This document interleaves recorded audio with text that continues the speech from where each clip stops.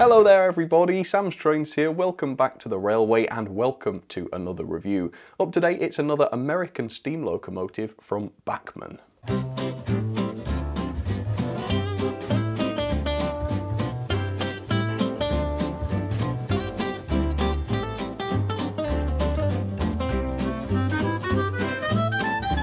As much of a nightmare as it can often be, I do really enjoy looking at American locomotives from Bachmann because you just never know what you're going to get. It's usually a complete lucky dip.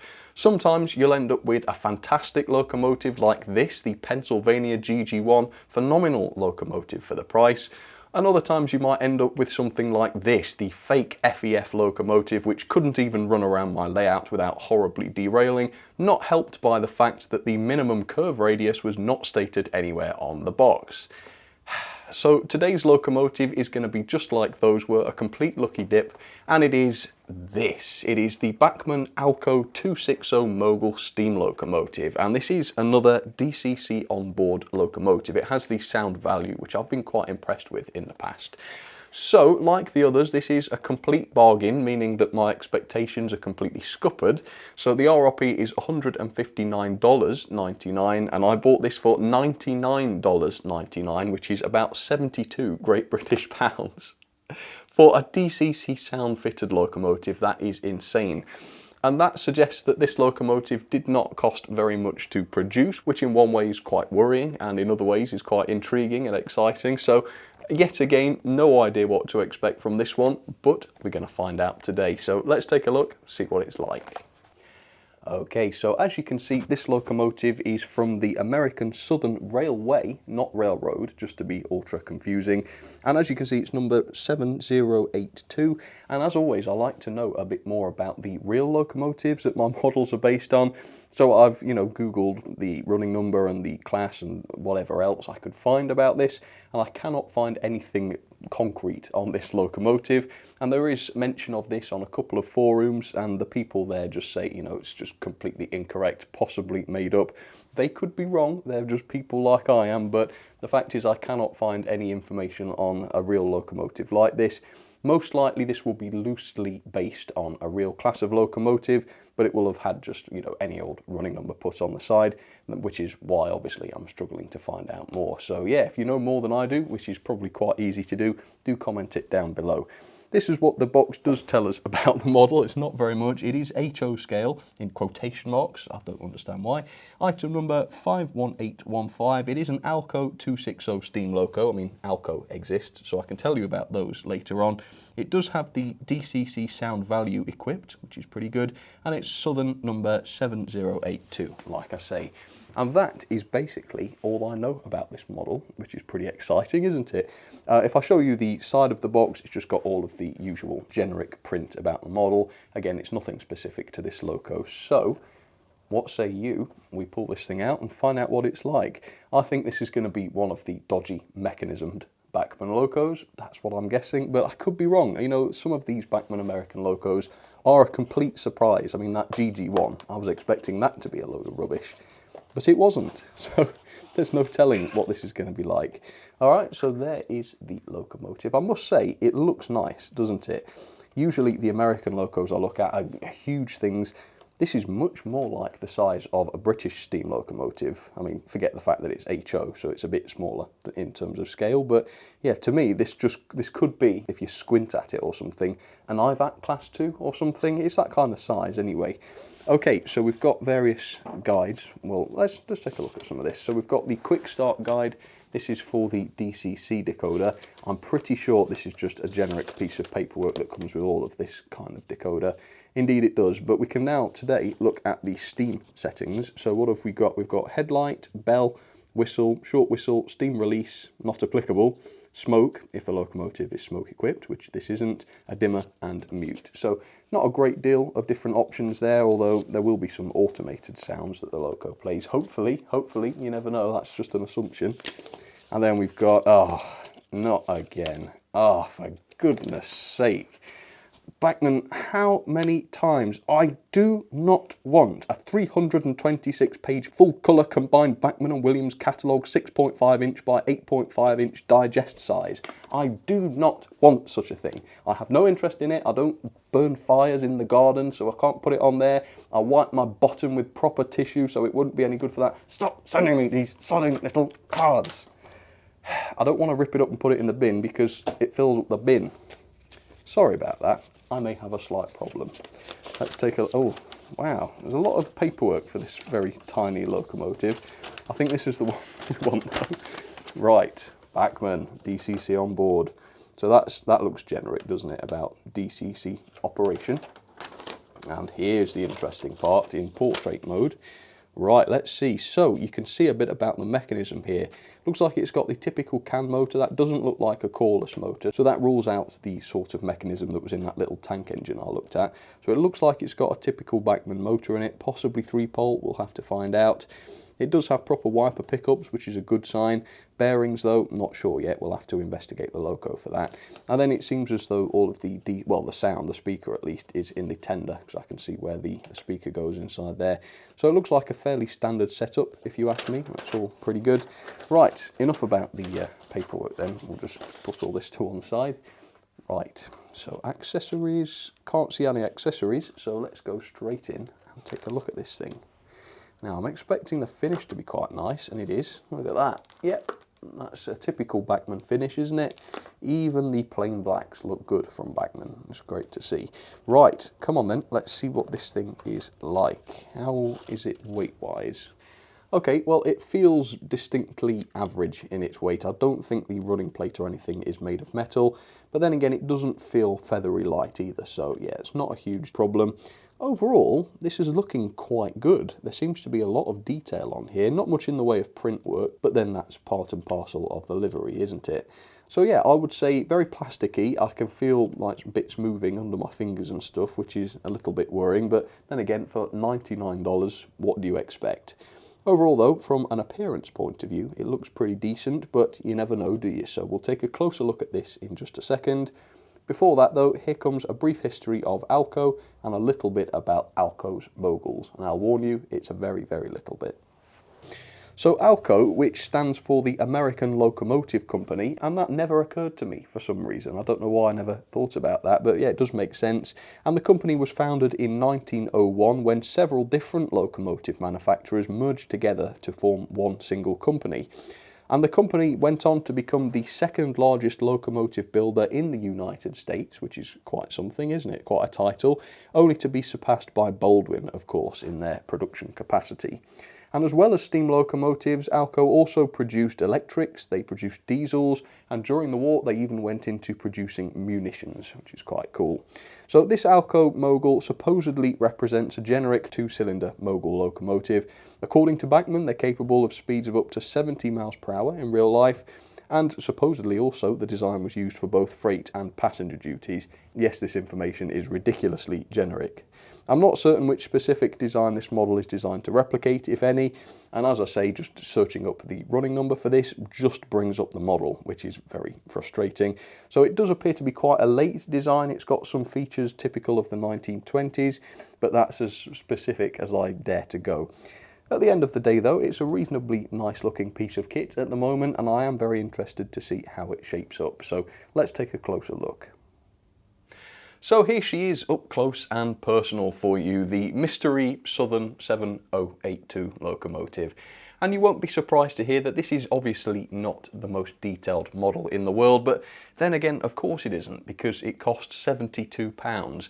And quite frankly, the fact that a model like this can be sold for £72 by a retailer, by the way, this isn't directly from Bachmann, so you've got a retailer taking their profit out of that as well, is just insane. And it has DCC sound on board. My brain cannot comprehend how inexpensive this is for what it is. And it just goes to show how badly we can get ripped off in this hobby sometimes. I mean, remember that BT well tank I looked at the other year? That was a much smaller loco than this. It was a tank engine, so it didn't even have a tender. It was less detailed than this. It didn't even have DCC fitted to it, let alone sound. And it cost me £50 more than this. Yeah, it's little nondescript models like this that really show how crazy the markups can be in this hobby. That said, you do get what you pay for in the sense that this model isn't particularly detailed, like I say, and we'll go into that in just a second. The weight of the Loco is okay, it's nothing to shout about. It weighs in at 253 grams, which is a little bit lighter than the Earl class I looked at not so long ago, and it's about the same as the Bachmann 08 shunter, which is of course a smaller shunting locomotive without a tender or anything. So yeah, it's not dreadfully heavy, and obviously it would have benefited from having more die-cast on board, at least with the running plates and such. Obviously this doesn't, and had it been twice as expensive, that might have been a more serious problem, but even at the RRP this seems so dirt cheap, it's not really even worth mentioning, is it? But from a presentation point of view, this model is absolutely fine. Like I say, the finish of the model is lovely, can't fault it at all. There's not a huge amount of decoration, but what is there is done very nicely. So there's the running number for you. You've got the Southern Railway logo. Again, it's a simple print, but it's nicely done. You have got one or two little plates. I mean, there's this one on the side of the smoke box. That does appear to be printed, and fully legibly so as well, which is really good. Then you've got the number over on the smoke box door on the front, and then you've got little details that are painted as well. I mean, you've got this bell. I don't think this bell is made of metal or anything, but it's got a decent finish to it. It doesn't look like it's horribly moulded, and the colour is more or less right. I think the same thing goes for the safety valves as well. I'm fairly sure those are just made of plastic, but again, for this price, that kind of cutback is absolutely fine. In terms of detailing, yes, most of the detail is just a part of the moulding. You've got pipes and such, which are just a part of the boiler. They look okay though, no problem at all, and they are balanced out with a few separately fitted parts just to give the Loco some depth. So you do have the wire handrails, for instance. They all look absolutely fine. You've got some sort of pump or compressor on the side there. Even that's been decorated, look, the little pipes going through the middle. Unless those are real metal wires or something, I don't think they are, but either way, it looks pretty good, doesn't it, on such a cheap model. And then around the front, you've got the lamp, which has a bit of decoration on it. I'm guessing this model will have a working LED. I mean, it seems almost ridiculous to guess that, given how little I paid for it. But no matter how dubious the quality of the mechanism in some of these Bachmann Locos might be, they don't tend to skimp on features like that. I don't think I've ever had a Bachmann American Loco with a lamp on the front without an LED or something behind it. So I do expect we'll see that. The smoke box door, I mean, look at this. It's got a decent finish on it, hasn't it? It's nicely moulded as well, so it looks fairly convincing. And then down below there, you've got a real knuckle coupler on the front, or do we call this the Easy Mate? Something like that, I don't know. And then you've got the sort of separately fitted moving uncoupling device on the front, so it's got all of the usual features and such. The wheels on this model are very finely cast, and they do have the axles painted over, which is really great to see. How many times I've seen far more expensive models than this with far poorer looking wheels is almost too many to count. And you've got some quite nicely modelled valve gear as well, very fine rods, no visible screws or anything like you get with the Bachmann UK Locos. Quite impressed with that, and I reckon that's going to look really good as it runs as well. The cab is quite nicely done as well. You've got metal handrails around the cab, all sorts of different pipework below it. It's quite a realistic underframe actually, and the chassis, which is made of metal by the way, that also has plenty of detail moulded into it as well. You've got glazed windows on the cab, which isn't always the case, and even though there is no painted cab detail on the inside of the cab, that's quite usual with American Locos by the way, there is still plenty of moulding inside there, so if you really wanted to paint it, I suppose you could. But for such a cheap Loco, I think the level of detail is better than expected.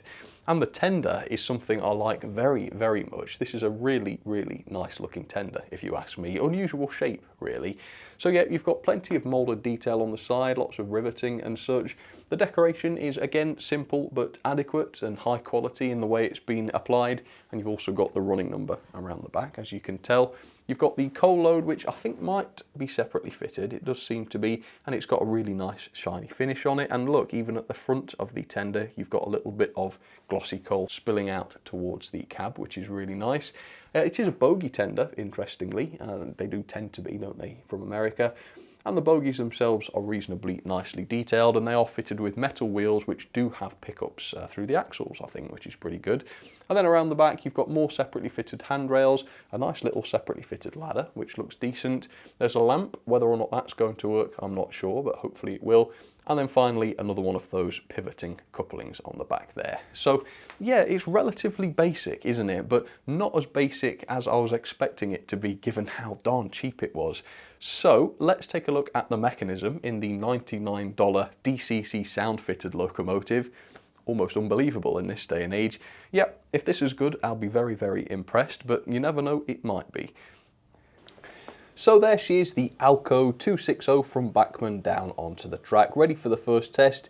I've got to say, I like this thing. It's a lovely model. It's not pretending to be something it's not, which is the case with a lot of locos I look at. Yeah, it's a cheap thing, but it looks great, and hopefully it's going to do the job. The mechanism is okay. Pickups are pretty good, I would say. We've got 5 wheels picking up per track, so you've got the tender wheels picking up via the axles, and you've got 3 little copper strips going to each axle, so that's going to ensure pretty good conductivity. And then each of the loco's driving wheels has pickups, but you can't see them very well because they're bent to touch the top part of each wheel for some reason. Don't quite know why that is. Not too impressed by the loco to tender connection, although it is better than others, such as the fake FEF locomotive. You've got this insecure drawbar which isn't screwed to the tender. You have just got that peg that the drawbar slots onto, although that peg is metal on this model and not cheap plastic like on some of Bachmann's doubly expensive steam locomotives from over here in the UK, so that's pretty good. And then you've got this, the world's largest connector to connect loco and tender together. Did the boss of Bachmann instruct the team, right guys, we need to find the biggest and most conspicuous plug we possibly can for this loco? Well, I think they've succeeded. Yeah, it's not exactly subtle, is it? However, the wires are not that noticeable from the outside, and hopefully they will allow the loco and tender to actually pivot on this model. That would be nice, wouldn't it? So that it doesn't derail on all my curves. That would be pretty nice. Now, the base keeper plate is hardwired to the loco. However, I was able to lift it up a little way just to show you the bearing situation. Obviously, as is normal from Bachmann, no proper bearings, which is a pity, but then again, it is kind of reflected in the price. We don't have square bearings cut into the chassis, though. They are actually circular ones. Hooray! See, Bachmann didn't hurt, did it? Now, the body removal I didn't have any luck with. I removed all of the screws I could see and the body was still solid, so it doesn't get very many marks on serviceability, and I certainly wasn't about to start using unreasonable force to get it off, so I wasn't able to get a look at the motor, unfortunately, but I guess we'll let the performance speak for this loco. The gauge, though, is absolutely fine. I measured 14.5mm back to back for 2 of the 3 driving axles, and the third was actually spot on at 14.4. So gauge should be absolutely fine. So let's give this a try. I'm going to plug it into the controller, which is currently not plugged in. Here we go. Ooh. And it seems to be chuffing already. Although I think that might be just some idling sound. Right, let me move the mic close so you can hear it. So the sound's coming from the tender. It doesn't sound too bad. Quality seems, you know, more or less acceptable. Alright, so I would say the idling seems to be quite a short loop of sound. We'll put it that way. Right, so I've got a list of audio functions to go through, so I will play you them all, I suppose, because there's not that many of them. So let's turn on the bell to start with. Do you know what? That sound is surprisingly high quality given how cheap this loco is. It can't be a huge speaker, can it? Yeah, that sounds really nice. All right, let's turn off the bell. Okay. Next, we've got a whistle.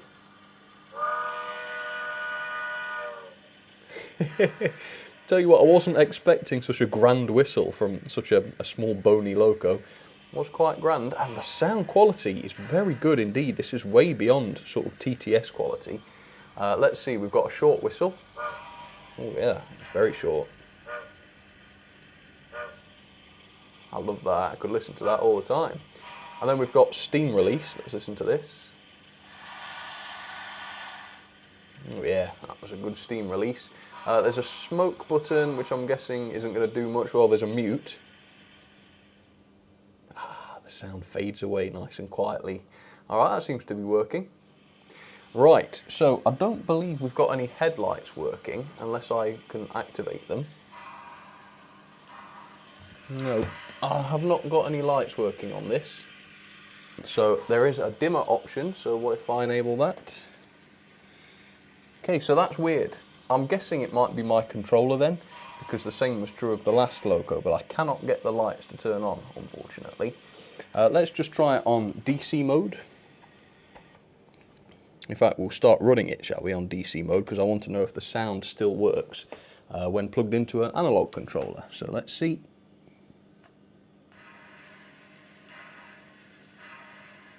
Right, the sound works, but there's no movement.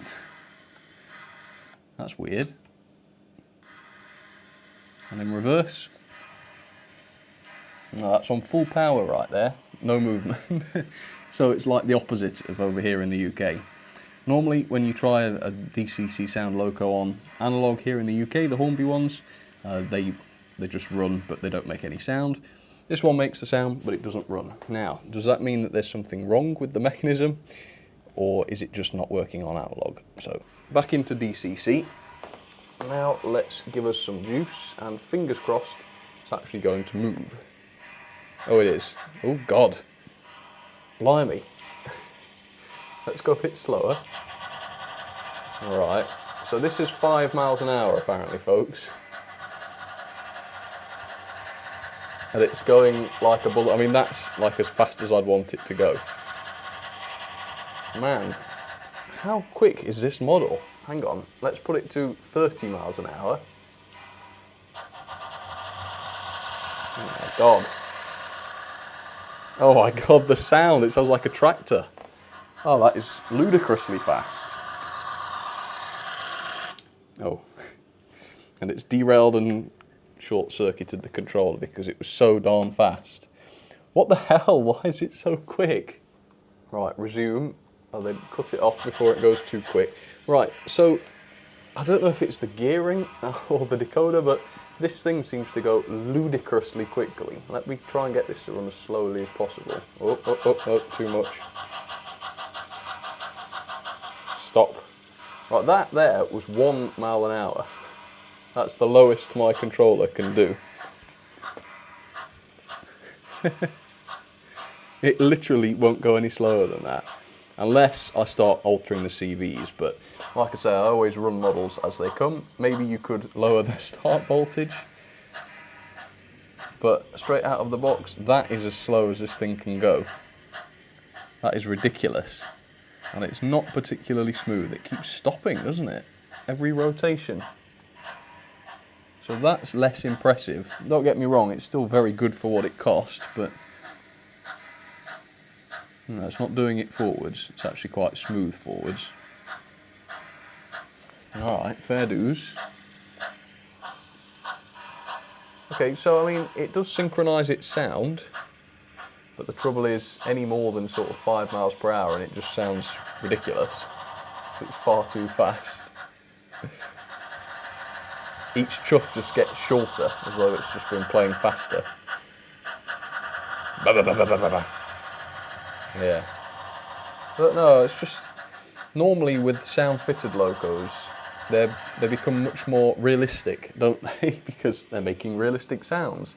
There's just something deeply unconvincing about the noise this thing makes. Like, that is just way too fast, I think, more than anything else. Anyway, enough of that. It might slow down, I suppose, after running in. I don't think it will. But let's run it in now. Let's set it to forwards, and I'll set it to like 2 miles an hour, which is ludicrous, I know. And we'll see how it handles the curves. Hopefully it won't derail on them again.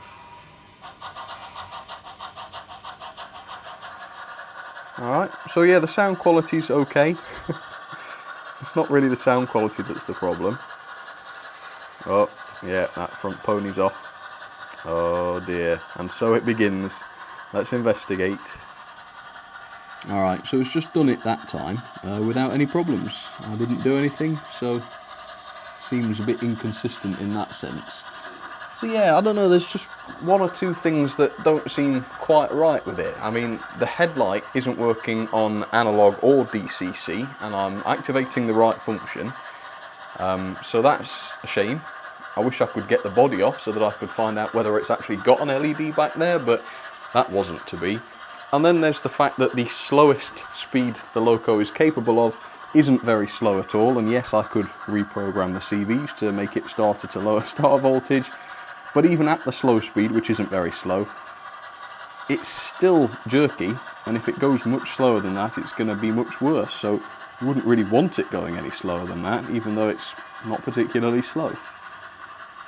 But there we go, it's not derailing anymore. So what caused that? I don't know. Maybe I didn't put it on right. Your guess is as good as mine. The sound is irritating, to say the least, because there's no variation in the samples. It's just the same, like, quarter of a second noise just being played over and over again. You can punctuate it with the odd whistle or bell if you want to, but it's still there underneath. But yeah, it's alright. I mean, don't get me wrong, I'm complaining here about the sound when really the Loco cost as much as it should without any sound at all. And there is a mute option, which we've tested, and it works, so you don't have to listen to it if you don't want. I do think overall it's a nice option to have, and it does add a dimension to the Loco, even if it's not a dimension that's particularly desirable. But yeah, credit where credit's due. It has sound, and the quality is okay, and the whistles and bells and everything sound alright. Just not convinced by the rest of the noises it makes. But for the money, it's very, very good, don't get me wrong. Okay, well, I may mute the sound as this thing finishes its running in, because there's no way I'm going to listen to this for the next hour. But after running in has concluded, I'll let you know how everything's gone, and we'll carry on and hook it up to a train. Okay, wish me luck. Okay, here comes my favourite part, trying to park it in shot. Oh yeah, that was more or less okay. Right, well, it's not the greatest, it was alright. It did keep derailing once in a while, perhaps once every 4 or 5 laps. In the end, I investigated and found the front pony just didn't have too much movement in it, so I've actually loosened off the screw that holds it, and it's now free to flop a bit further down onto the track, and it hasn't derailed since then, so touch wood, it's okay. The other annoying thing was, in reverse, every 5 minutes or so in reverse, the thing would stop and I couldn't get it to start again. But I'm almost 100% convinced that it is the Hornbeat Railmaster software that's to blame for that. I mean, it's so inexcusably terrible in every other area, I wouldn't be surprised at all. But if your Loco does this too, then I guess that proves that it isn't just the software's fault. The only other major problem is that the entire realistic spectrum of speed is covered between 0 and 10 on my controller, when actually it goes up to 100. And in fact, if I just hold the Loco still, here's what it sounds like at 100 speed. Are you ready? It's a bit silly.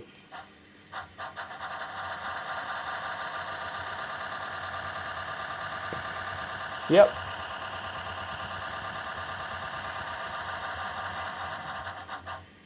Turn it up beyond, I don't know, 30% speed, and it turns into a diesel. Yes, it's just a bit silly, isn't it, that? And I don't think we can really blame the software, my Railmaster software, for that. So the decoder, the gearing, or both are just not that great. You might be able to fix it by reprogramming the decoder, I'm not too sure. Anyway, I will just do the speed again for completeness. Sorry, the crawl again. I don't do the speed. That's 2% speed. That's 2 of 100. Yeah, it's not great. Let's see if I can get it to 1. Again, software's so terrible, actually getting specific numbers is difficult. There we go, that's 1. Yeah, see, it's not terribly smooth even at that speed. It does jerk with each rotation, which means even if it could go slower than that, it probably wouldn't be worth doing. But yeah, it's alright. Anyway, let's have a bit of a... let's release some steam. I think we all need that. Ah, feels better. Okay, and let's reverse up and couple... oh, I didn't show you the rolling stock. I've got these, hooray, for a bit of variety, because I don't always run these. These are my hoppers. Yes, I know, I need to get some more American rolling stock, and I have got some. Yes, I'm going to be doing a video about that pretty soon. The pulling power of this Loco isn't the greatest in the world. It has a tractive effort of 0.23 newtons, which is about right for a Loco of this size and weight. Yeah, perhaps if it was a bit heavier, it would be a slightly better hauler, but on straight and level track, it should be able to handle 16 coaches, which I think is about right. Okay, so let's move on. Oh God, too fast. Oh, stop. Oh, yeah, it's almost impossible to control because it just shoots off. And like I say, my DCC system that I'm using is not helping things. Right, I think we're coupled though, so let's do this. 5% speed, nothing's happening. Come on, Railmaster, don't let me down. Oh, I think it stopped again. Reverse, stop, go. No. Yeah, this is damn Railmaster again. So I keep having to restart the software every time it does this, and then things work again. I'll be back. Right, the app is restarted. Let's try again. Yeah, any friends of mine will know what an absolute nightmare this Hornby Railmaster app is. So we used to do sort of group running sessions and such before the virus, and it would just stop working at random intervals, just stop working. So annoying. I don't know why I've still got it. Right, so I thought I would let the American Southern Loco meet some of my British Southern Locos. So we've got the other, I think it's the only Southern Mogul that exists in model form over in the UK. That is the N-Class. Could be wrong. I don't think I am though, I don't think I've got any more at least, with some Southern coaches. And then on the inside line, I've got one of my favourite Southern Locos. It is the N15, or the King Arthur class, with a rake of elegant Pullman coaches. There you go. Right, let's check in with the Alco. Hopefully it won't just stop dead, and hopefully it won't derail anymore. Yeah, let's go and see how it's handling the track. Yeah, as you can see, it's okay. The Loco is imperfect, but at least it's imperfect and cheap, and not imperfect and ridiculously expensive, as is usually the case, at least where I live. Overall, I can really get behind products like this because it's a, it's a really cheap steam locomotive. It does have a lot of features, and even though it doesn't do anything particularly amazingly well, it does everything it needs to modestly well, which is probably about right for what it cost. So fair performance. Obviously we've seen far, far better, but then again, those are locos that are twice as expensive and they don't have any DCC at all. The model has enough detail to look half decent and no more, I would say. Realism is probably a complete no-go.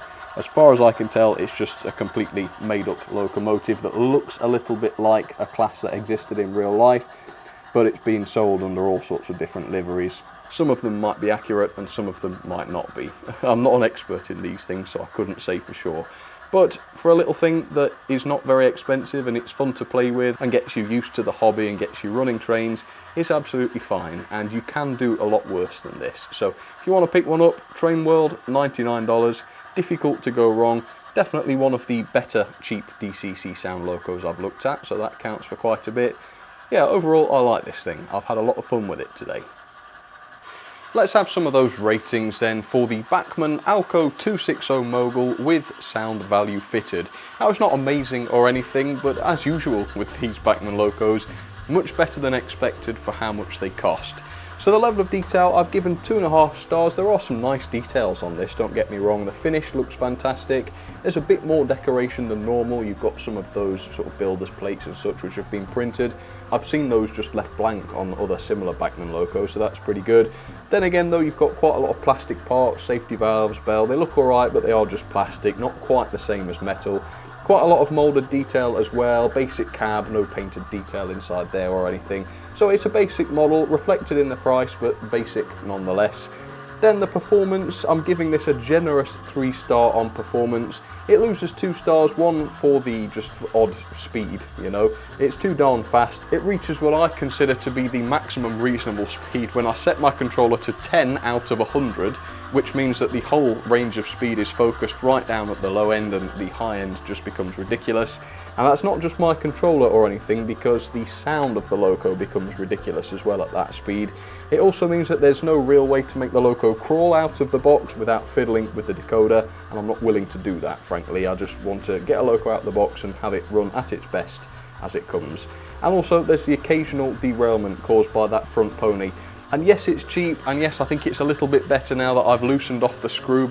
Derailments are never acceptable, no matter how cheap the Loco. Yes, my track work isn't the best, but I've got 500 other locos that handle it without any problems, so that is no excuse. The mechanism then, again, this is quite generous. I've given it 3 stars. It does get the benefit of the doubt because I wasn't able to remove the body to see the motor. I suspect, given the performance, it's just a 3-pole motor inside there, but like I say, I'm not deducting any marks from that because I can't be sure. However, what I can see is the lack of proper bearings on the chassis. That's a pity. Whether it's the gearing or the decoder that's responsible for the unrealistic speed, I'm not entirely sure, but it's not right, and that's what matters. Pickups though, pretty good. 5 pickups per line. It is pretty good and consistent. I've never seen it cut out, so that's really quite good. It also seems that on my Gagemaster controllers at least, there is no life at all on analog. The sound comes on, but that's not much good without any movement. And you don't get any chuffing either, which suggests that the Loco isn't actually trying to run either.